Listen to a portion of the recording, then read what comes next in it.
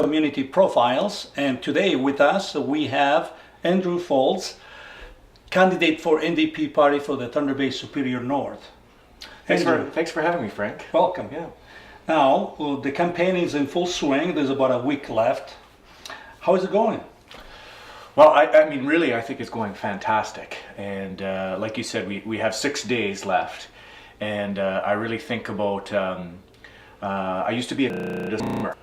I was the captain of the U of T swim team, and I still remember my coach. On the final lap, all you got to do is you got to put your head down and swim as fast as you can and touch that wall, and that's really what we're in now in terms of this election. Analogy. Yeah, we're putting our head down and we're going for the wall, and I really like to take this opportunity to thank all the people that have been involved in my campaign. Most people, well, maybe not most, some people don't realize the huge team that is involved in a campaign. People that are raising money, people who are banging in signs, people who are knocking on doors, delivering pamphlets. And, I've been really humbled by the number of people that have been helping out, supporting me. It really gives me strength. To know that many people have confidence in me, they have trust in me, and they want me to represent them. Obviously the candidate gets a lot of the profile. We're doing a profile right now, but frankly, it really is all about the team. So the election has been going fantastic. And what kind of issues are you hearing when you go to people's doors? What's coming up? Frank, that's a great question. I mean, I was nominated 18 months ago, and frankly, I started campaigning right then. I've been from one end of this riding to the other. I've been knocking on thousands of doors, and I'm somewhat surprised, but not surprised. The number of people, the number one issue is trust, and that lack of trust, and people have lost faith.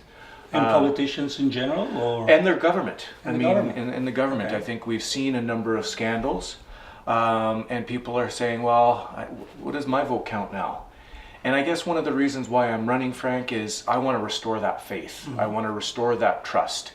I've been a counselor for 8 years, and although not everybody agrees with a position that I take, where I stand, and people can count on that.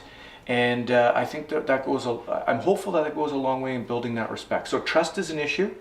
If you go up into outside of Thunder Bay and in Thunder Bay as well, energy is a huge issue, and really energy takes on 3 pieces. One, your home energy bill. People, particularly outside of Thunder Bay, have huge electricity bills, and of course we want to take the HST, the provincial portion, off of that.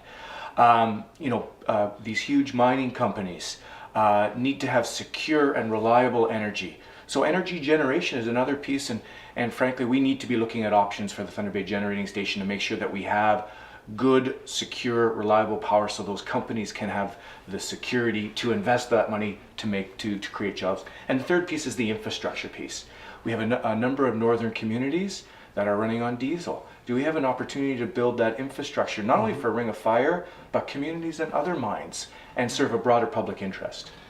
You raised some good points, but one important one that really stands out for me, and maybe for other people, is the issue of trust.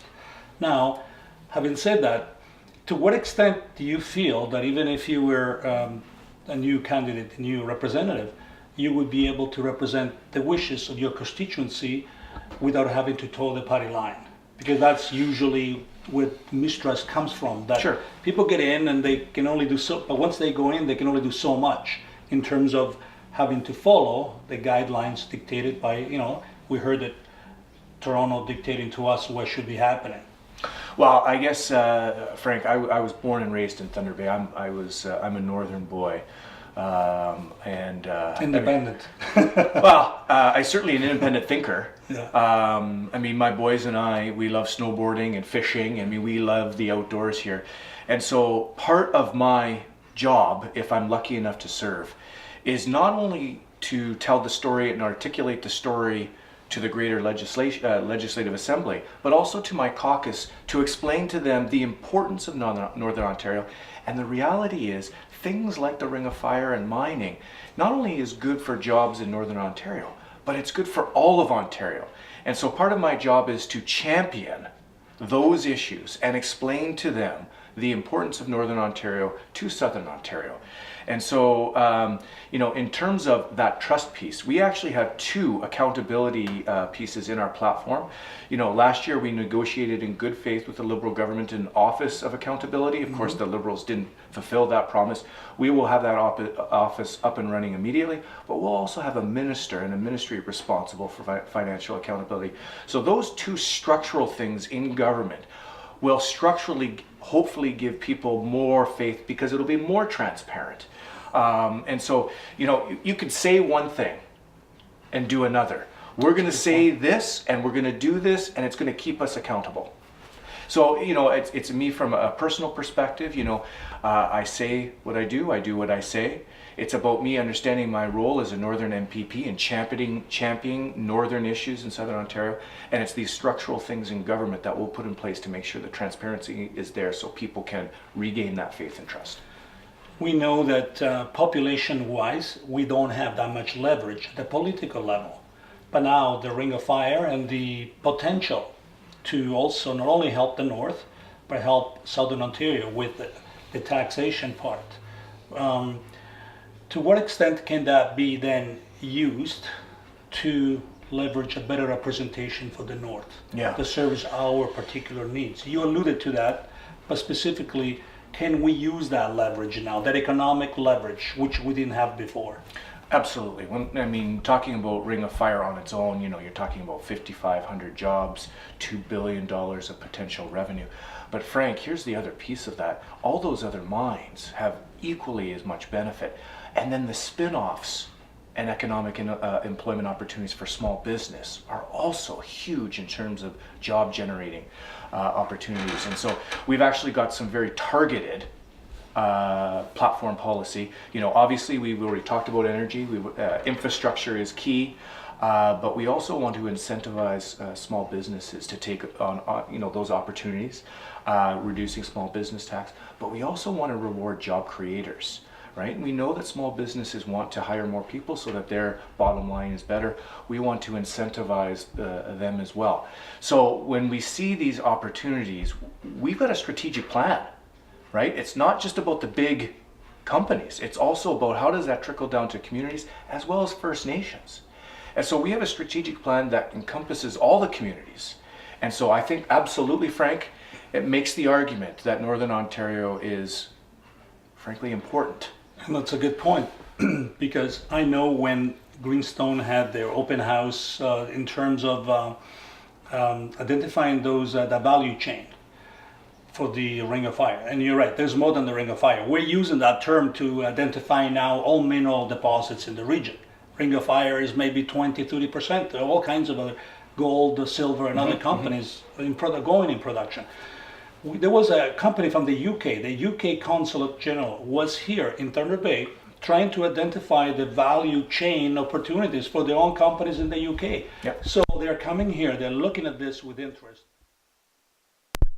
How can we ensure that we are going to take care of our own companies, support services companies, manufacturing services companies, that will create a spin-off effect? Because if we're not prepared, including workforce training, skilled labor. Yeah, I'm glad you mentioned that. It's going to bypass it. They'll bring them in from outside. So, it's the big companies, it's the small business, but we simply cannot forget about making sure that we have the right workers with the right skills to be able to take on the jobs with the small business and the jobs in some of these mining opportunities. And again, we have a plan to try to get kids, young people trained up. So we're looking at tuition freezing it because, you know what?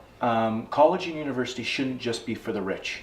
It should be accessible. So we want to freeze tuition and we want to make the loans interest free. We have to be prepared for this sort of the cusp of some greatness. And so it has to be comprehensive and it has to be thoughtful. And so I'm really proud of our platform in terms of getting that ready. Now, Frank, you did ask me about issues. The other issue that is really coming up at the door is healthcare. Okay. And so we're setting records at Thunder Bay Regional for gridlock. People are in the hallways, and it really isn't dignified.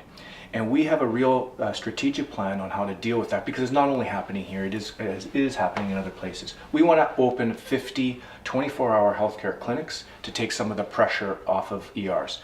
We want to put more nurse practitioners in ERs to take some of the load off of doctors. We want to open 1,400 long-term care beds to take some of the long-term care patients out of acute care beds. We also want that 5-day home care, 5-day guarantee home care piece, because if we can keep people at home longer. But Frank, here's the other thing. That's all reactive, isn't it? We need to start thinking proactive. And I think in our education platform, we have 3 things that are fantastic. First, we want to hire 1,000 more physical and health education teachers to help coach and train young people to be healthier. And that, of course, will push out savings long term. We want to invest in nutrition programs so kids first can learn and they're not hungry in class, but they're eating healthy.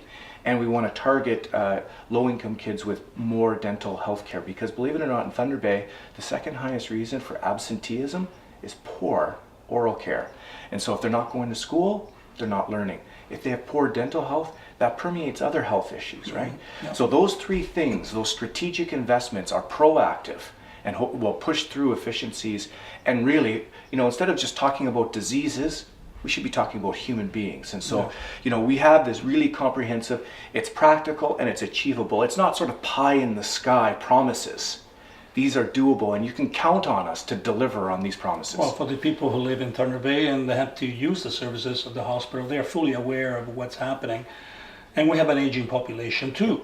Yeah. So I like the approach in terms of being proactive. We have to look at what's going to happen 10 years from now when the baby boomers are going to retire. So preparation is key, and Absolutely. it's a good point that you raised. So basically, you have with 1 week left. What is your lasting message to our viewers today? Yeah. Well, Frank, first thing I'd like to say is just thanks again for the interview this morning. I want to thank my volunteers, and I guess when I speak to the citizens of Thunder Bay Superior North, I'm 41 years old. I'm a husband. I'm a father of 3 boys. I'm a northern guy. And ultimately, I want to be your champion in Queen's Park. I want to be the voice of the North in the South, not the voice of the South in the North. And I think we have a plan that makes sense. I think we have a plan that is responsible, practical, and achievable. And it will make a difference. You can count on me to deliver. And if you give me a chance, I'm going to show you what I can do. Thanks, Frank. Thank you, Andrew. It's been a pleasure. Pleasure. Thank you.